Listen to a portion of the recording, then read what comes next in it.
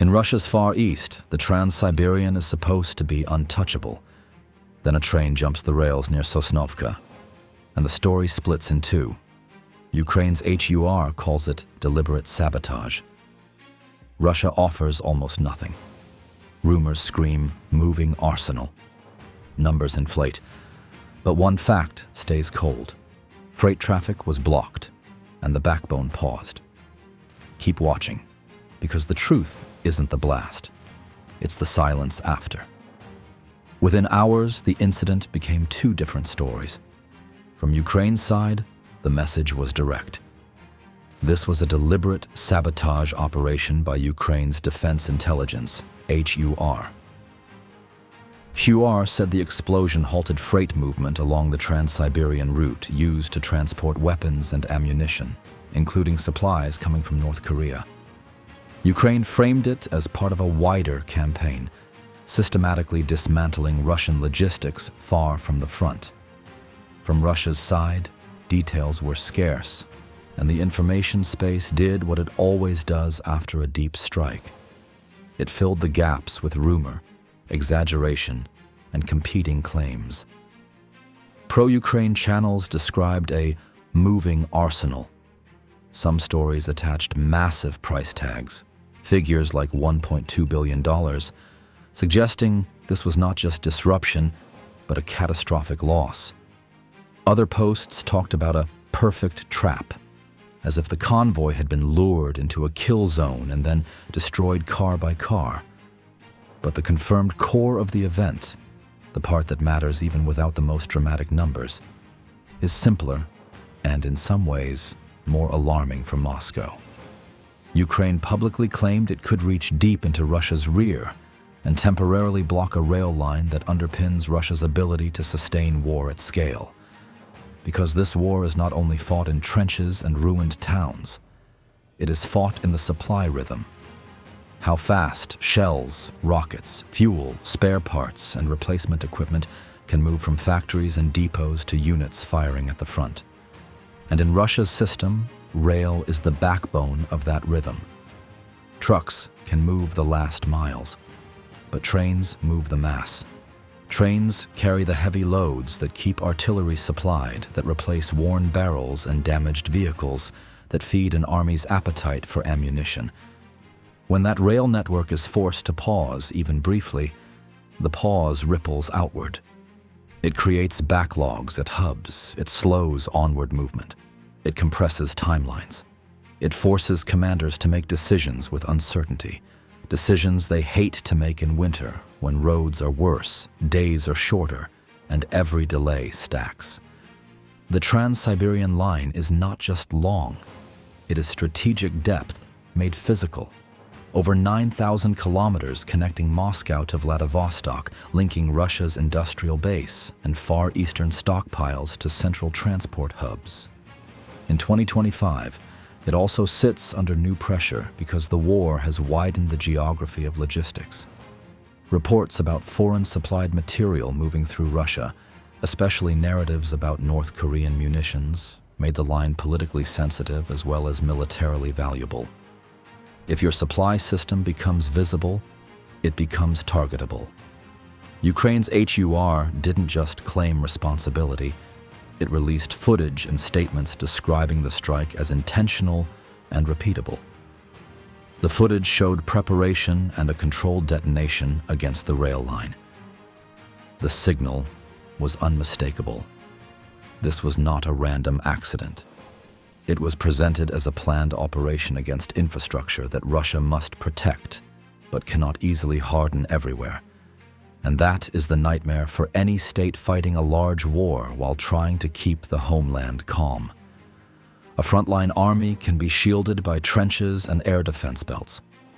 But a railway system crosses vast territory. It runs through forests, across bridges, into marshalling yards, past isolated junctions where security is thin and response times are slow. If an adversary or a network of internal opponents can strike at a few key points, the state is forced into a painful equation: defend everything or accept risk somewhere. This is where the rail war becomes more than a headline. By late 2025, sabotage and disruption against rail logistics had become a recurring theme. Russian authorities have faced arson against locomotives, attacks on signal systems, and disruption near key junctions and depots. Some of these acts have been attributed to partisan activity, others have been linked by Ukraine, by open-source observers, or by analysts to Ukrainian intelligence operations. The point is not that every claim is true. The point is that Russia must now treat the rail network as a battlefield environment.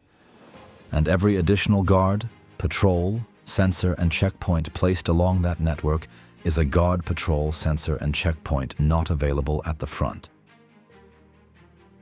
The Sosnovka incident amplified that pressure because it happened far from Ukraine, thousands of kilometers away, where many Russian citizens would expect critical infrastructure to be safe by default. A derailment near the front is unsurprising. A derailment deep in the Far East has a different psychological weight. It tells regional administrators and local security services that war is no longer something happening on television. It can touch the transport corridors that keep regional economies moving. This is also why the most sensational claims, like a single train carrying $1 billion arsenal, spread so fast. They serve an emotional logic. A deep strike should have a big payoff. A perfect operation should have a perfect result. But here is the reality that a serious assessment has to hold on to. The biggest confirmed impact wasn't the exact value of cargo destroyed. It was the interruption itself. Rail traffic was blocked. A freight train derailed. Track infrastructure was damaged. Repair crews had to respond. The route's reliability was punctured. And reliability is the real currency of logistics. Even if only one segment is halted, rerouting is not magic. Alternative routes may exist, but they add distance and time. They create new congestion points, and they demand additional coordination. And rail schedules are not flexible the way social media narratives are. They operate like an artery system. Pressure builds behind the blockage and the effects travel. For Russian commanders, the strategic consequence is uncomfortable. If Ukraine can credibly claim it can disrupt the Trans-Siberian line, then Russia's rear infrastructure must be protected like a front.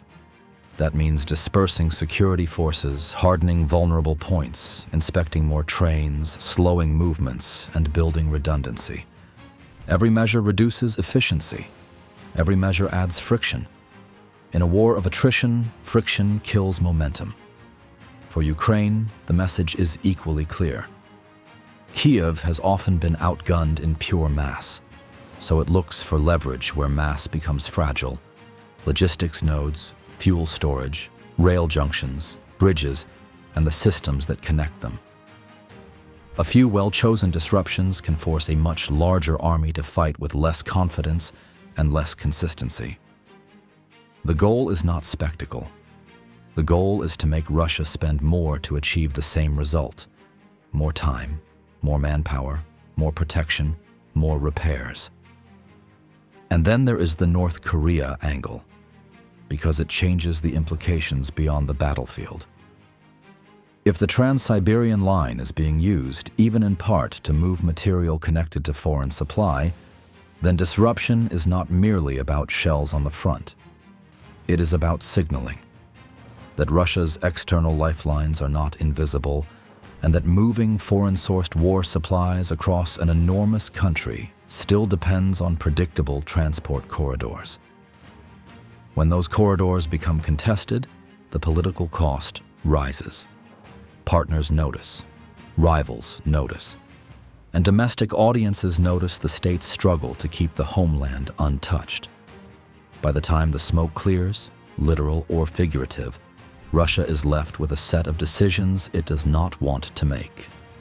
Does it move more air defense and electronic warfare assets to protect rail hubs and junctions, risking thinner coverage elsewhere? Does it increase security along the line, accepting slower logistics and higher cost? Does it disperse shipments into smaller loads, reducing the risk of a single catastrophic incident but increasing the burden on the system?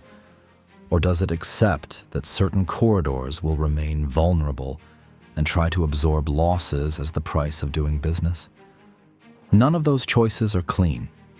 All of them bleed resources, and that is why the Sosnovka blast matters. Even if you strip away every unverified figure and every dramatic embellishment. Because modern war is not only about who holds the next tree line. It is about who can keep the machine running while the other side tries to throw sand into the gears. On that November night, the message was delivered in the language logistics understands.